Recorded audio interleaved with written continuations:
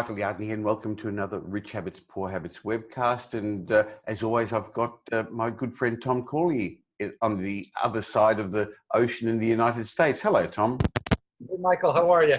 Good, thank you. Now, some of the most viewed of our webcasts and the most read of our blogs are about raising your children to be independent. We all are parents, grandparents, or planning to have kids, or we are kids. You got to be one of those.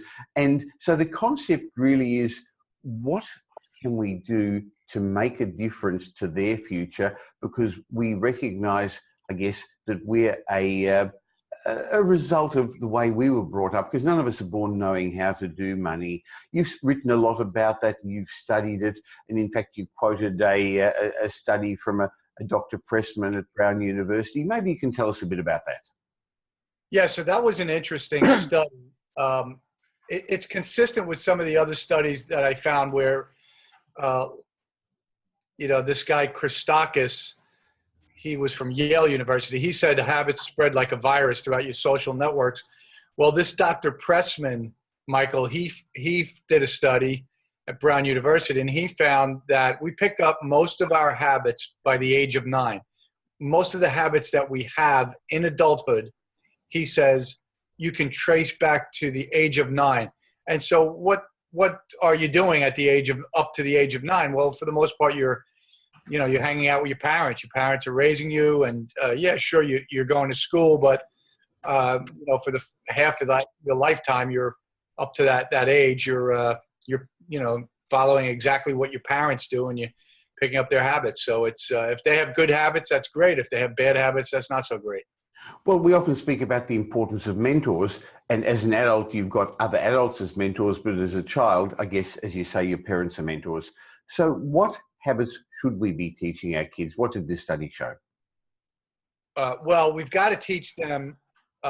So some of the things that I talk about on my blog, and you and I talk about all the time, is, what do you teach kids about money so that they'll grow up and they'll be able to manage their money so that they'll be financially independent.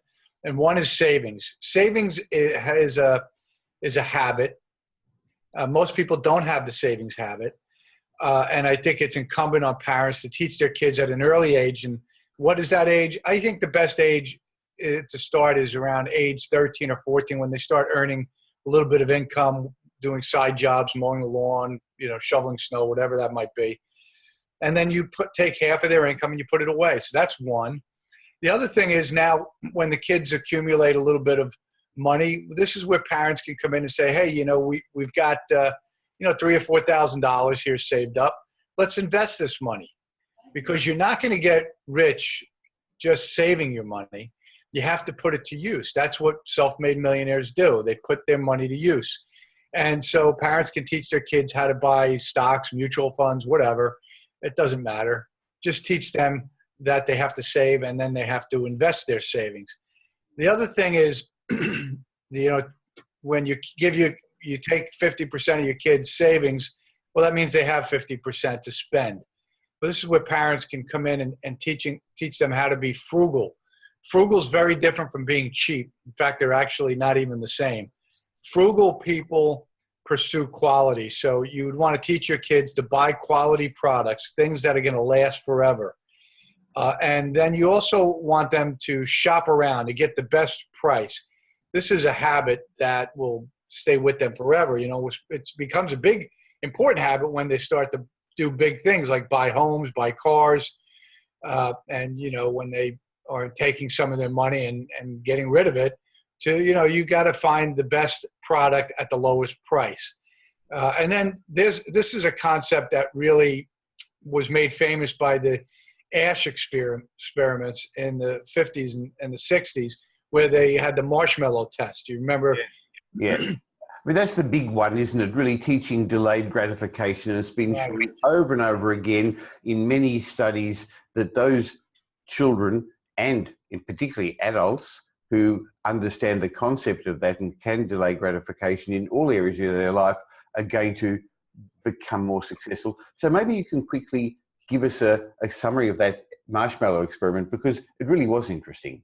And by the Yes. way, I think I would have failed. Well, what they did is they had kids in a room all together, and they offered the kids the opportunity to have one marshmallow. They put a marshmallow on a table, and they said, you can have this marshmallow right now, but if you wait, maybe it was a half an hour, we'll come back and we'll give you 2 marshmallows.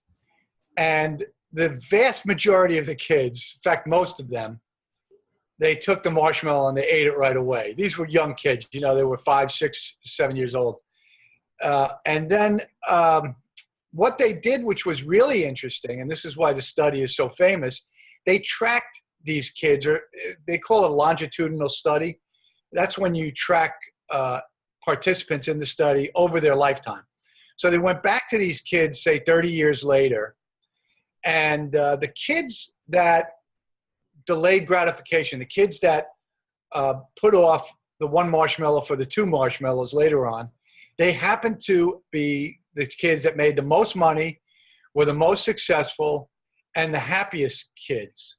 And the other kids, which made up probably close to 90%, they were the kids that were struggling financially. They were unhappy, and they had trouble holding jobs. So it was a very interesting experiment.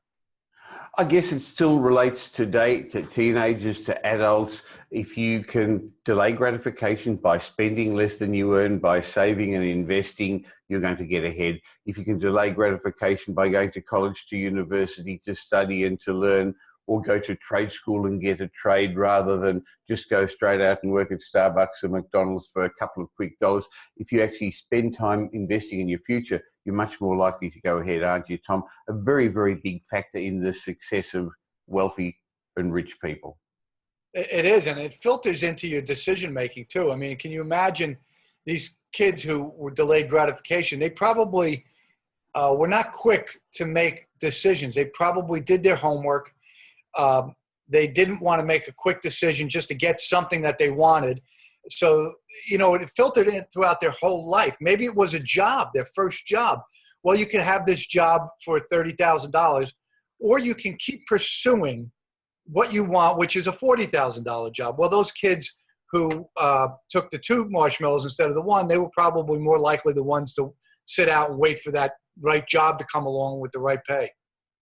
So the bottom line of your lesson today, really, Tom, I think, is if you put off something today for something that you want tomorrow, you're going to get that. And most likely, in the sphere we're talking about, that'll be financial independence.